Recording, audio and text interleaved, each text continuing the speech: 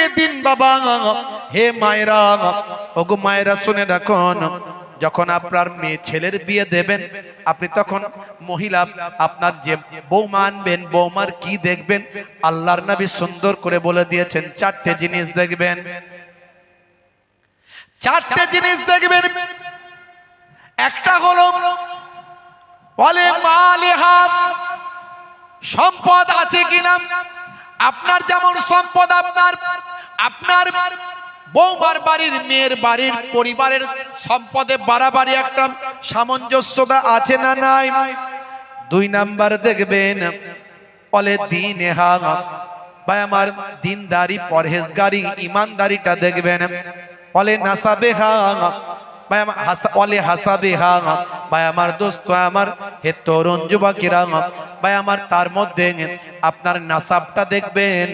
অর্থাৎ ভাই আমার যে খানদানের দিক থেকে আপনি দেখবেন একটা সামঞ্জস্যতা আছে কিনা, বাড়াবাড়ি আছে কিনা। হে তরুণ যুবকেরা, বলে জামালেহা, সৌন্দর্যের দিকটা দেখবেন। ছেলে যদি দেখতে শুনতে ভালো হয়, মেয়েও যেন ভালো হয়। ছেলে একদম রাজপুত্র আর মেয়ের অবস্থা খুব খারাপ।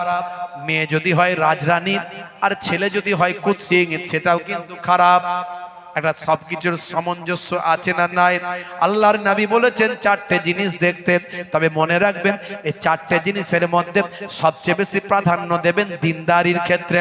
হযরতে সুলাইমান আলাইহিস সালাম তিনি বিবাহ করবেন, চারটে জিনিস দেখতে বললেন। আমি একটা এমন মহিলাকে বিবাহ করতে চাই যার মধ্যে আছে দিনদারি, যার মধ্যে আছে আমানতদারি, যার মধ্যে আছে পরহেজগারি, যার মধ্যে আছে ভাই আমার সুন্দরী। এমন সময় চারিদিকে খবর হয়ে গেল, একজন জেলে মাছ ধরে ফিরছিল, সেও সে খবরটা পেল। জেলে চিন্তা করলো, আমার একটা কন্যা আছে, আমার কন্যার মধ্যে এই চারটে গুণই আছে, কিন্তু চারটে গুণ থাকলে কি হবে? আমি হলাম জেলে আর সুলাইমান নবী হলেন বাদশাহ। বাদশার সঙ্গে কি আর আমার মেয়ের বিয়ে হয়? কি গো, কথা ঠিক না ভুল? হ্যাঁ, কোথায় স্যার, কোথায় আমি? ভাইরা আমার, তবে মন তো মানে না, এই চারটে গুণই তো আছে আমার মেয়ের মধ্যে। যদি হতো, আহারে আমি সুলাইমান নবীর শ্বশুর হতে পারতাম, কপাল কত ভালো হতো। কাল কিয়ামতের দিনে এটাই তো আমার নাজাতের একটা বড় জারিয়া হয়ে যেত। সুলাইমান নবী যখন জান্নাতে যাবে, শ্বশুর কি আর ছেড়ে দিয়ে যাবে? বুঝতে পারছেন কথা ঠিক না ভুল? তো বাড়িতে গিয়ে স্ত্রীকে বলেছে, হ্যাঁ গো, সংক্ষেপে বলি, বাড়িতে গিয়ে স্ত্রীকে বলেছে, হ্যাঁ গো শুনেছো? বলে কি? বলে এই ব্যাপার। বলে একদম চুপচাপ, কথা বলবে না বেশি, কথা বলবে না বেশি। কোথায় সুলাইমান নবী আর কোথায় তুমি জেলে?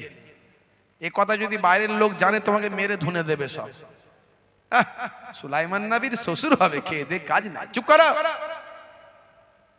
কথাটা তার ওই মহিলাও, ওই মাও শুনে ফেলেছে, মানে ওই মেয়েটাও শুনে ফেলেছে। হে তরুণ যুবকেরা, হে আমার বন্ধুরা, শুনে রেখে দিন বাবা, জেনে রেখে দেন হে মুসলমান। এমন সময় দেখতে পাওয়া যায় ওই মহিলা, ওই নারী শুনে ফেলেছে, সুলাইমান নবীর এই বক্তব্যটা জানতে পেরেছে। তখন ওই মেয়ে সে আল্লাহর দরবারে সিজদায় পড়ে গেছে, আল্লাহ গো, আমার মধ্যে তুমি চারটে জিনিসই আমার মধ্যে দিয়েছো। আমার আমানতদারি আছে, আমার দিনদারি আছে, আমার পরহেজগারি আছে, আমার সুন্দরী, সবকিছু চারটে গুণই তো আমার মধ্যে আছে। কিন্তু সুলাইমান নবীর আমি স্ত্রী হতে পারবো না, আমার মধ্যে আমি হলাম জেলের কন্যা।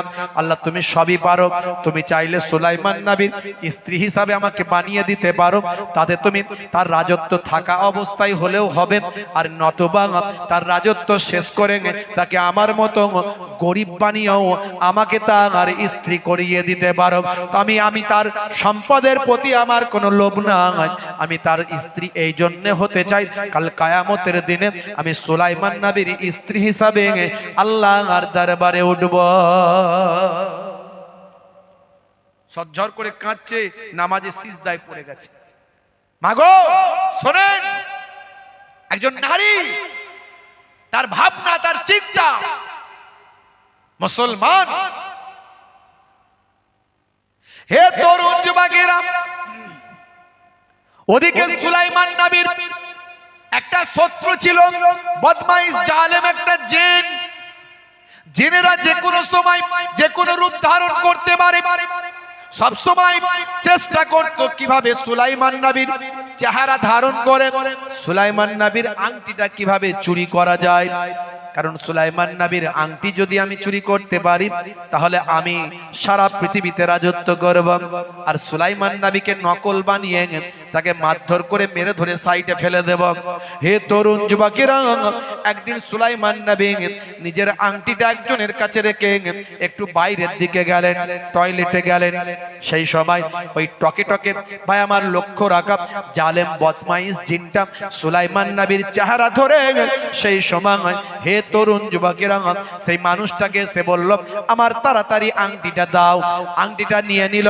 আংটিটা নিয়ে সুলাইমান নবীর চেহারা ধারণ করে সিংহাসনে বসে গেল। আর অর্ডার দিল, একটা নকল সুলাইমান বেরিয়েছে, যদি রাজদরবারে আসে তাকে মারধর করে ওই নদীর ধারে সমুদ্রের কিনারায় ফেলে দেবে। কিছু সময় পর যখন অরিজিনাল আসল সুলাইমান নবী আসছেন তখন সবাই বলছে, আরে এই তো একটু আগে আমরা খবর পেয়ে গেছি, নবী বলে দিয়েছেন, সুলাইমান বাদশা বলে দিয়েছেন একটা নকল সুলাইমান বেরিয়েছে, আপনি তার বাদশাহী নিয়ে নিতে চান। সকলে আসল সুলাইমান নবীকে না বুঝে মারধর করে সমুদ্রের কিনারায় ফেলে দিয়ে চলে এলো। বুঝতে পারছেন? ওদিকে জেল ভাইয়া, ওইদিকে ওই জেলে আবার মাছ ধরে ফিরছিল, দেখে একটা সুন্দর নুরানি চেহারার মানুষ সমুদ্রের কিনারায় পড়ে আছে, রক্তাক্ত অবস্থা। পানি টানি দিয়ে একটি শরীরটা সুস্থ হলো। কে বাবা আপনি, কে, আপনার পরিচয় কি? কিন্তু সুলাইমান নবীকে আল্লাহ সব কিছু ভুলিয়ে দিয়েছিলেন, স্মৃতিতে আর কিচ্ছু নাই, আগের কোনো কথা মনে পড়ে না। আমি বাদশা ছিলাম, আমি এই ছিলাম, কিচ্ছু না, বলতে পারছে না, বলতে আমি কিছু জানি না, আমি কিছু বলতে পারছি না। ওই জেলে আল্লাহর নেক বান্দা ছিলেন, তখন ওই সুলাইমান নবীকে উঠিয়ে নিয়ে এসে বাড়িতে লালন পালন করলেন, সুস্থ করলেন। কিছুদিন থাকার পর সুস্থ হলেন। সুলাইমান নবীকে বললেন, বাবা ছেলে, তোমার তো নামও জানো না, পরিবারও জানো না, কোথায় বাড়ি, কি ছিলে, তবে তুমি আমানতদার, তুমি ইমানদার, তুমি পরেশগার, তুমি আমার বাড়িতে থাকো আর আমার সঙ্গে মাছ ধরাতে তুমি সাহায্য করো। আমি তোমাকে মাসে 200 স্বর্ণ মুদ্রা দেব। আমার বাড়িতে এখন অনেক মাছ উঠছে, তুমি যেদিন থেকে এসেছো সেদিন থেকে আরো বেড়ে গেছে মাছ ধরা, আমার মাছ ধরার জন্য একজন লাগবে। তখন সুলাইমান নবী রাজি হয়ে গেলেন, 1 বছর চাকরি করলেন। জেলে চিন্তা করলেন, এই রকম ছেলেকে কি আর ছেড়ে দেওয়া যায়? এই রকম ছেলেকে যদি আপন করতে পারতাম জীবনটা ধন্য হতো। যেদিন থেকে এই ছেলে এসেছে সেদিন থেকে আমাদের ঘরে মাছ ধরা বেড়ে গেছে, সংসারে উন্নতি বেড়ে গেছে, বরকত বেড়ে গেছে। ওহ, এই ছেলে কে যে ছেলে আমি তো জানি না, তবে এই ছেলেকে আমার বড্ড ভালো লেগেছে। স্ত্রীকে বললো, হ্যাঁ গো, কথা তাহলে বলবো? স্ত্রী বললে বলো। তখন সুলাইমান নবীকে ওই জেলে বলছে, হ্যাঁ গা, শোনো শোনো বাবা ছেলে, আচ্ছা বলো তো আমাদের বাড়িতে আমরা কজন থাকি? বলে 3 জন। আপনারা 2 জন থাকেন আর আমি থাকি? বলে না, 4 জন। তুমি জানো না আমার ঘরেতে আমার একটা মেয়ে আছে যার চেহারা আজ পর্যন্ত দ্বিতীয় কোনো পরপুরুষ দেখেনি। জোরে হবে না? কেমন পরহেজগারি! হে মাগো, মুসলমানের নারী এখন আনাড়ি হয়ে গেছে, তারা হয়েছে নায়িকা আর গায়িকা। আজকালকার নারী চালাচ্ছে স্কুটি, গাড়ি, গায়ে নাই ওড়না, বলছে আমার দিকে দেখ না, চুল করতে কালার, যাচ্ছে বিউটি পার্লার, নাম ছিল জারিনা, হয়ে গেল কারিনা। বাপ রে বাপ!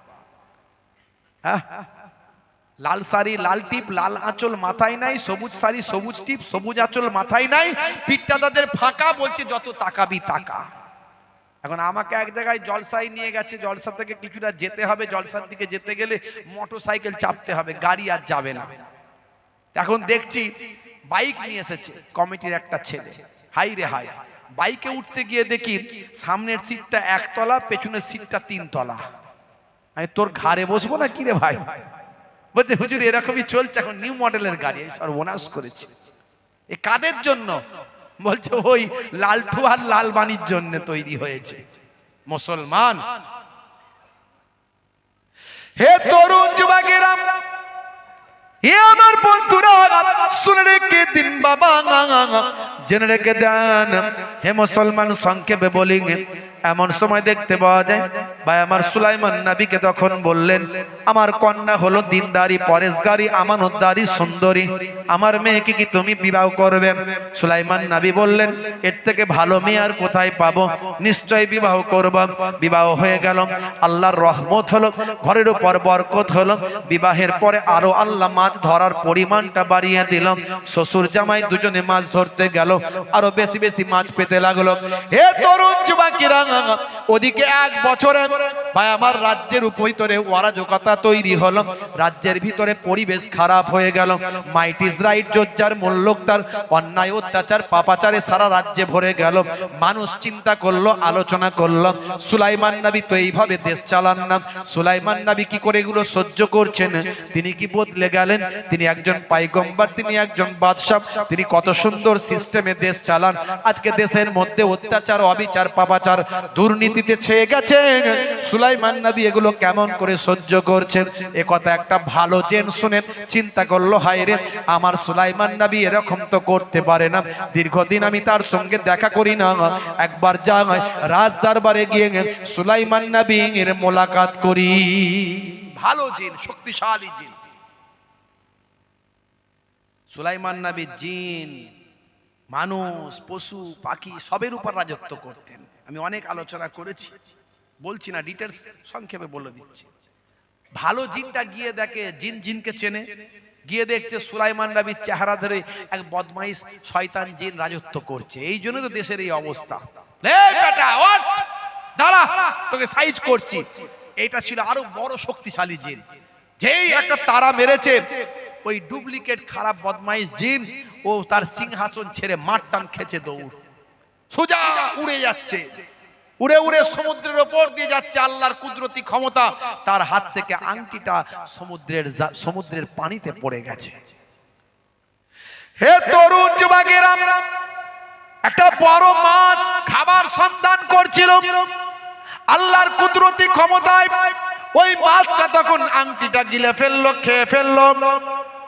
আর এদিকে শ্বশুর জামাই দুজনে মাছ ধরতে গেছে। বিবাহের পরে আরো মাছ ধরা, মাছে বরকত আল্লাহ দিয়েছেন, অনেক বেশি মাছ জালে উঠেছেন, সারা নৌকা মাছেতে ভর্তি হয়ে গেছে। ওই বড় মাছটাও আল্লাহর কুদরতি ক্ষমতায় জালেতে আটকে গেছে। শ্বশুর চিন্তা করলো, এত মাছ কি করব, সব বিক্রি করি। এই ছেলের বিয়ের পরে, আমার মেয়ের বিয়ের পরে আরো মাছ আল্লাহ বাড়াচ্ছে, এত মাছকে আল্লাহ অনেক বরকত দিচ্ছে, সব বিক্রি করে দিলেন। বড় মাছটা শ্বশুর নিলেন, বলে, বাবা, এই মাছটা আজকে তোমার জন্য নিয়ে যাচ্ছি। আমি তো গরিব মানুষ, আল্লাহ তোমার ওসিলায় মনে হয় এত বরকত দিচ্ছে, জানি না। তো আজ তোমাদের বিবাহ হয়েছে নতুন, এই বড় মাছটা নিয়ে যায়, মেয়েকে গিয়ে বলবো যে তার আমার জামাইকে যেন ভালো করে নিজে হাতে রান্না করে খাওয়ায়। দেখছেন আমার মায়েদের আর আওয়াজ আছে? বন্ধ হয়ে গেছে না? মায়েদেরই তো আওয়াজ হচ্ছে। হে তরুণ যুবকেরা, মায়েরা শুনুন, এমন সময় ওই জেলে নিয়ে গেলেন বড় মাছটা, নিয়ে গিয়ে তার কন্যার হাতে দিয়ে বললেন, মারে, আমি তো জেলে, আমার জামাইকে দেওয়ার মতো তেমন আমার কিছু নাই, আজকে একটা বড় মাছ পেয়েছি, নিয়ে এসেছি, তুই নিজে হাতে রান্না করবি রে মা, ভালো করে আমার জামাইকে আদর করে খাওয়াবি, যেন আমার জামাইয়ের মনে কোনো না দুঃখ থাকে। হে তরুণ যুবকেরা, হে আমার বন্ধুরা, এমন সময় দেখতে পাওয়া যায়, হে মুসলমান, একটু লক্ষ্য করুন, একটু খেয়াল করুন, ইসলামের আদর্শটা আপনি মানার চেষ্টা করুন। ভাইরা আমার, তরুণ যুবকেরা, নামাজ ছাড়বেন না, রাসূলের সুন্নাত ছাড়বেন না, আমার আল্লাহ আপনার প্রতি কত বরকত দেবেন, রহমত নাজিল করবেন। হে পুরুষেরা, আপনার স্ত্রীকে সম্মান করুন, স্ত্রীকে ভালোবাসুন। হে নারীরা, স্বামীর খেদমত করুন, স্বামীর দেখাশোনা করুন, আমানতদারি রাখুন, পরহেজগারি রাখুন, দিনদারি রাখুন, হেফাজতের মধ্যে থাকুন। আমার আল্লাহ আপনার উপর রহমত করবেন, বরকত দান করবেন, আপনার বিপদ আপদ মুসিবত থেকে হেফাজত করবেন। দেখুন, এই ঘটনার মধ্যে থেকে অনেক আপনি জ্ঞান পাবেন, অনেক আপনার জীবন লাইফ স্টাইল বদলাতে পারবেন। এমন সময় দেখতে পাওয়া যায়, হযরতে সুলাইমান নবীর স্ত্রী বড় মাছটা পেলেন, নিজে হাতে চিন্তা করলেন, আমার স্বামীকে তো আমি ভালো করে আপ্যায়ন করিনি, আজকে নিজে হাতেই মাছটা নিজে কাটবো, নিজে রান্না করব, করে সুন্দর করে আমার স্বামীকে খাওয়াবো। হে তরুণ যুবকেরা, আল্লাহর নেক বান্দা মাছটা যখন বিসমিল্লাহ বলে কাটলেন, কাটার পরে আল্লাহর কুদরতি ক্ষমতায় মাঠের মাছের পেটের ভিতর থেকে অলৌকিক কুদরতি আংটিটা আমার আল্লাহ বের করে দিলেন। জোরে হবে না? আর জোরে হবে না? ওই আংটিটা পেয়ে ওই মহিলা, ওই মা চিন্তা করলেন, আহারি এত সুন্দর আংটি তো আমি জীবনে দেখি না, এত সুন্দর অলৌকিক আংটি তো চোখে পড়ে না, এটা একটা কুদরতি আংটি বলে মনে হয়, মাছের পেট থেকে পেলাম, এটা একটা অলৌকিক ব্যাপার বলে মনে হয়।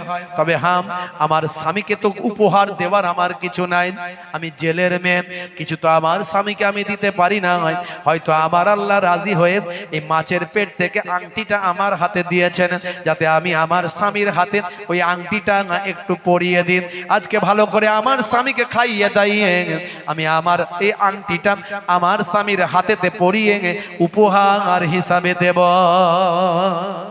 যখনই খাওয়া দাওয়ার পরে স্বামীকে বলছেন, হে আমার প্রিয়তম স্বামী, আপনাকে আমার উপহার দেওয়ার তো কিছু নাই, আমি একজন জেলের মেয়ে, তবে আল্লাহর কুদরতি ক্ষমতায় একটা আংটি পেয়েছি মাছের পেটের ভিতর থেকে, হয়তো আল্লাহ পাঠিয়েছেন, ওই আংটিটা আমি আপনার হাতে পরিয়ে দিতে চাই।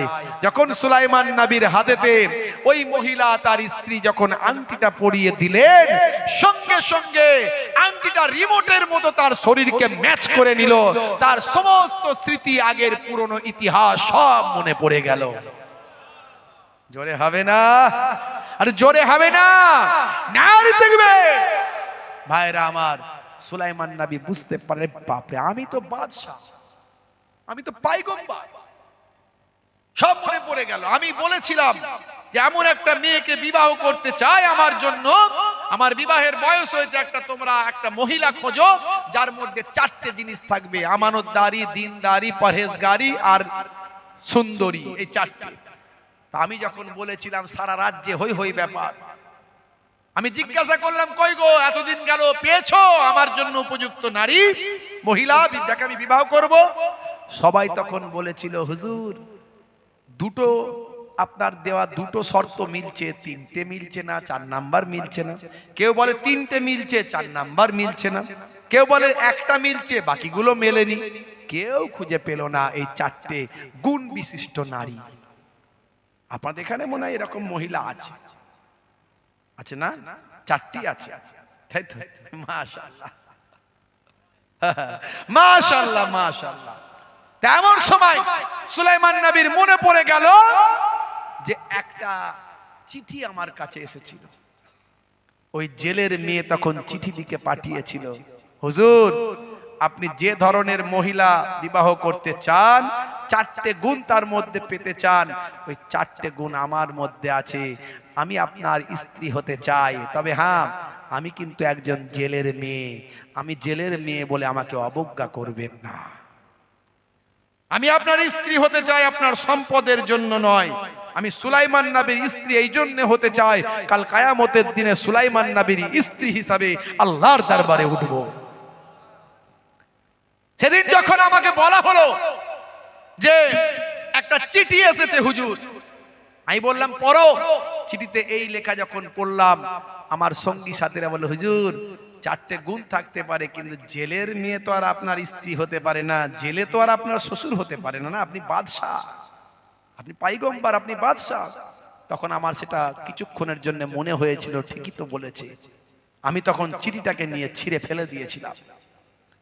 এটা আমার আল্লাহ পছন্দ করেননি, এটা আমার আল্লাহ রাজি হননি। ওই জেলের মেয়ে দোয়া চেয়েছিল, আল্লাহ তার বাদশাহী থাকা অবস্থায় হোক আর না হোক, বাদশা থেকে গরিব বানিয়ে হলো আমার দোয়া কবুল করে তাকে আমার স্বামী হিসাবে গ্রহণ করিয়ে দাও, আমাকে তার স্ত্রী হিসাবে গ্রহণ করিয়ে দাও। ওই জেলের মেয়ের দোয়া আল্লাহ কবুল করে সুলাইমান নবীকে বাদশা থেকে নিচে নামিয়ে গরিব বানিয়ে জেলের বাড়িতে নিয়ে এসে রেখে, জেলের বাড়িতে তাকে রেখে জেলের স্ত্রীর সঙ্গে বিবাহ দিয়ে জেলের মেয়ের দোয়া কবুল করিয়েছিলেন।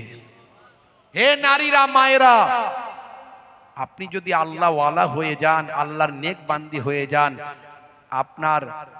আপনি যে দোয়া চাইবেন, আপনার স্বামীর জন্য দোয়া চাইবেন, আল্লাহ কবুল করবেন। হে ছেলেরা, যুবকেরা, তুমি যতই নামাজি হয়ে যাও, পরেজগার হয়ে যাও, জান্নাতে যাওয়ার আগে স্ত্রীর সার্টিফিকেট লাগবে। স্ত্রীর সার্টিফিকেটটা লাগবে। স্ত্রীর সার্টিফিকেট ছাড়া কোনো পুরুষ জান্নাতে যেতে পারবে না। অত সহজ নয়। মুসলমান, আপনার স্ত্রী ক্লিন চিট দেবে, আমার স্বামী আমার হক আদায় করেছে। তুমি তাকে বিবাহ করে নিয়ে এসেছো, হক আদায় করেনি, মারো, পেটো, তার উপর অত্যাচার করো, আর বিরাট বড় নামাজি দরবেশ সুবি সাহেব সেজে ঘুরে বেড়াচ্ছ। অত সহজ নয়। আল্লাহর দরবারে যাররা যাররা পরিমাণ বিচার হবে। ফামাইয়া আমাল মিসকালা যাররাতিন খায়রা ইয়ারা ওয়া মাইয়া আমাল মিসকালা যাররা যাররাতিন শাররা ইয়ারা। অত সহজ নয়। ভাইরা আমার, আমি আপনাদের মাঝখানে বলতে চাই, নামাজ ছেড়ে দেবেন না। নামাজের সময় হলে নামাজটা পড়ুন, যতই কাজ থাকুক। আমার নানাজান ছোট হুজুর পীর কেবলা রহমাতুল্লাহ আলাইহি বলতেন, বাবা নামাজের কথা বলতে গিয়ে রেগে গিয়ে বলতেন, কি দিয়ে বোঝালে বুঝবে বলো? ঝোড়া আর কোদাল দিয়ে বোঝালে বুঝবে বাবা? নামাজ ছেড়ে দেবেন না বাপ। আমার দাদাজান মায়াপুর পীরনগরী হুজুর পীর কেবলা রহমাতুল্লাহ আলাইহি বলতেন, বাবা দিনে রাতে 24 ঘন্টায় 12 মিনিট করে 5 ওয়াক্তের নামাজে সময় দিলে 1 ঘন্টা লাগে। 1 ঘন্টা নামাজে দিলে আমার আল্লাহ তোমার 23 ঘন্টা সাকসেসফুল করে দেবে। জোরে হবে না? আপনি এখনো নামাজ পড়েননি আর অভিযোগ করছেন, আমার কারবার ভালো চলছে না, আমার সংসারে শান্তি নাই, আমার অমুক হচ্ছে, আমার বিপদ আসছে। সব নামাজি হয়ে যান, সিজদায় গিয়ে আল্লাহর কাছে দোয়া চান। আপনাদের এই গ্রামে মাঝে মাঝে অনেক রকম সমস্যা হয়, আমার কাছে খবর আছে। কিন্তু ইমাম সাহেবকে যদি জিজ্ঞাসা করি ফজরের নামাজে কতজন হয়, তখন ইমাম সাহেব অনেক জায়গায় বলে আর কি, বলে হুজুর মাঝে মাঝে 3 জন, মাঝে মাঝে 4 জন, মাঝে মাঝে আমি একাই। বুঝতে পারছি আপনাদের এখানে নিশ্চয়ই অনেক মানুষ নামাজি অনেক আছে। নামাজ ছাড়বেন না। রাসূলের সুন্নাত আমি ইন্টারনেটে আছে দেখবেন, অনেক বলেছি, 20-25 হাজার বক্তব্য আছে আমার। ডান দিকে কাত হয়ে ঘুমানো সুন্নত, বসে পানি পান করা সুন্নত, চেটে বুঝে খাবার খাওয়া সুন্নত, মিষ্টি কথা বলা সুন্নত, হাসি মুখে থাকা সুন্নত, ছোটদের স্নেহ করা সুন্নত, বড়দের সম্মান করা সুন্নত, এতিম বাচ্চার মাথায় হাত বোলালে যতগুলো চুল হাতে লাগবে ততগুলো সওয়াব আল্লাহ নামাজ আমলে দান করবে। পিতামাতার চেহারার দিকে শ্রদ্ধার ভক্তির নজরে যদি তাকাই, ফিকুল্লে নাজারাতিন, প্রত্যেক দৃষ্টির বিনিময়ে আল্লাহ এক একটা কবুল করা নফল হজের সওয়াব দেবে। অনেক কিছু হজ করেছি। মাঝে মাঝে স্ত্রীর সঙ্গে ছোট ছোট কাজগুলো করবেন, সুন্নত। মাঝে মাঝে ঘরটা ঝাড়ু দেবেন, সুন্নত। দিয়েছেন কোনদিন ঘর ঝাড়ু? বলে হুজুর এটা আবার কেমন কথা, এইসব কথা বললে সকালবেলা বিপদ। বউ বলবে কই গো, হুজুর তো ওয়াজ করলো রাতের বেলা, ঘর ঝাড়ু দেওয়াও সুন্নত, তো একটুখানি ঘরটা ঝাড়ু দাও না, আমি অন্য কাজ করছি। বিপদে পড়ে যাব হুজুর, এসব কথা বলবেন না। আচ্ছা ভাই, আপনি যে সাহেবই হন, বলে আমাদের কাজ, এ তো মেয়েদের কাজ হুজুর। আরে বাবা ঠিক আছে, সব মানলাম, যখন ফাঁকা থাকবেন সময় পাবেন মাঝে মাঝে আপনি যে সাহেবই হন, ডাক্তার সাহেব, মাস্টার সাহেব, উকিল সাহেব, হুজুর সাহেব, মন্ত্রী সাহেব, নেতা সাহেব, মৌলানা সাহেব, পীর সাহেব, মুফতি সাহেব, আচ্ছা বলেন তো নবীর থেকে বড় সাহেব পৃথিবীতে কেউ ছিল? আমার নবী যদি ঘর ঝাড়ু দেন, ওয়ায়াকুমুল বাইতা ওয়ায়াহলিবুনা সাতা ওয়ায়াকিতা সাওবাহু ওয়ায়াকসিফা নালাহু ওয়ায়াহমিলু বিজাতিন মিনাস সুক ইয়াকুনু ফি মাহনাতি আহলিহি। নবী স্ত্রীদের সঙ্গে ছোট ছোট কাজগুলো যদি নবী করেন, নবী ঘর ঝাড়ু দেন, নবী মাঝে মাঝে ছেঁড়া জামা সেলাই করেন, নবী মাঝে মাঝে ভাই আমার বাজারে নিজে গিয়ে বাজারটা করে নিয়ে আসেন, তো নবীর থেকে বড় সাহেব তো পৃথিবীতে কেউ নাই। তো আপনি মাঝে মাঝে করলে, স্ত্রীর সঙ্গে এই কাজগুলো করলে প্রেম মহাব্বত ভালোবাসা বাড়বে না কমবে? জোরে বলেন। মারাত্মক বাড়বে।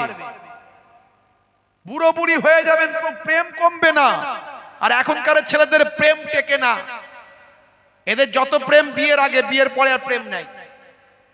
দেখবে বিয়ে 2-3 বছর হতে না হতেই দেখবেন 224-40 লাগে। কি হলো ভাই, ঢিসুমটা সামনে লেগে গেছে, কি হলো? বলে প্রেম আর নাই, জানালাতে সব বেরিয়ে গেছে, মারপিট দাঙ্গা হাঙ্গামা সব দরজা দিয়ে ঢুকেছে। কারণ এরা শাহরুখ খানের কাছ থেকে প্রেম শিখেছে, সলেমান খানের কাছ থেকে প্রেম শিখেছে, যে বিয়ে করেনি। নবীর কাছ থেকে যদি প্রেম শিখতো, বুড়ো বুড়ি হয়ে গেলেও প্রেম কিন্তু এদের নষ্ট হতো না। এরা শাহরুখ খানের ভক্ত, হাতে লিখছে আই লাভ ইউ, তোমার জন্য জীবন দেব, রেল লাইনে মাথা দেব, বিষ খেয়ে মরে যাবো। ওরে বাপ রে বাপ, বলে তাড়াতাড়ি ছেলেটা আমার মরেই যাবে, তাড়াতাড়ি ধরে বেঁধে বিয়েটাদের ব্যবস্থা কর। বুঝতে পারছো? তারপরে 2-4 বছর যেতে না যেতেই অশান্তি। আমার নবীর তালিকা সুন্নত মানুন, তবে কবরে গেলে কোন সুন্নত দেখতে পাবেন না। একটা সুন্নত দেখা যাবে, সেটা হলো মুখের দাড়ি, সবচেয়ে বড় সুন্নত। 1 লক্ষ বা 2,24,000 পয়গম্বরের সুন্নত। কবরে গেলে কোন সুন্নত দেখা যাবে না, সবচেয়ে বড় সুন্নত মুখের দাড়ি। মুনকার নাকির ফেরেশতা যখন বলবে মান রব্বুকা ওয়ামা দীনুকা ওয়ামান নবিয়ুকা, দেখতে পাবে মুখে সুন্নতটা রাখা, দাড়িটা দেখা, হতে পারে ওই দাড়িটাই তখন হবে নাজাতের জারিয়া। বিরাট কোহলি দাড়ি রেখেছে, লজ্জা পায়নি। হরভজন সিং দাড়ি রেখেছে, লজ্জা পায়নি। মিস্টার মনমোহন সিংজি দাড়ি রেখেছিলেন, লজ্জা পাননি। বর্তমান প্রধানমন্ত্রীর মুখে দাড়ি আছে, লজ্জা পাননি। কত নেতা মন্ত্রী খেলোয়াড় প্লেয়ারের মুখে দাঁড়িয়ে আছে, লজ্জা পাননি। আর মুসলমানের সলিমউদ্দিন কলিমউদ্দিন দাঁড়িয়ে রাখতে লজ্জা পায়। আচ্ছা, যদি লজ্জাই লাগে ছোট রাখেন, ছোট রাখেন, তবে সৌন্দর্যের জন্য নয়, নবীর সুন্নতের জন্য। আপনার দাড়িটা ছোট হোক, কিন্তু সুন্নত মনে করে হোক, হতে পারে ওই দাড়িটাই নাজাতের জারিয়া হয়ে যাবে। বাবাজি আমার, দুটো ওয়াজ করলাম, একটা হলো নামাজ আর একটা হলো দাড়ি। আর নামাজ আর দাড়িটা যেন, এই সুন্নতটা যেন সুন্দর হয়, তার জন্য সুলাইমান নবীর ঘটনা বললাম।